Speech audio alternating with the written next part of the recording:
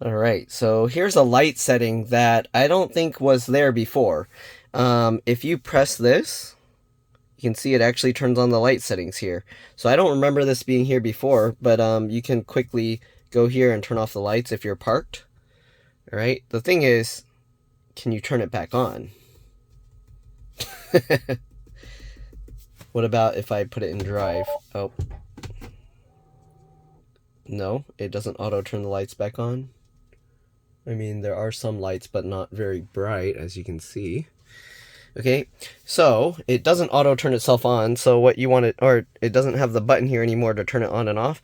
So what you have to do is you got to use the little thing here. You can, oops. I guess you can push it forward or down. You don't need to do the turn signal, but you can pull it forward or push it.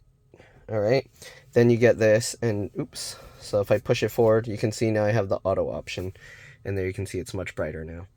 Okay, but that's kind of cool that they added this feature here where you can turn this off by pressing this, and then you can turn it off, because sometimes I'll park here and then I don't need the lights to be on.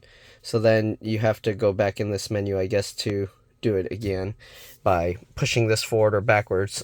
Either that, or of course you can go in the car and then you can go to lights and change that headlights to auto, front fog light, and all that stuff.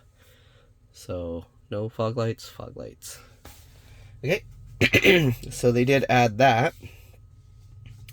So that's kind of cool. I haven't seen that before, but that makes it easier if I'm parked and I just want to turn off the lights.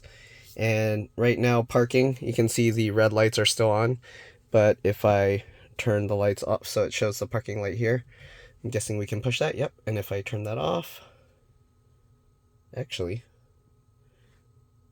if I turn it off, it's still on. And my friends just come here creeping around. But anyways, that's it. That's kind of a new thing I haven't seen before. Thanks for watching, and I'll see you on the next one.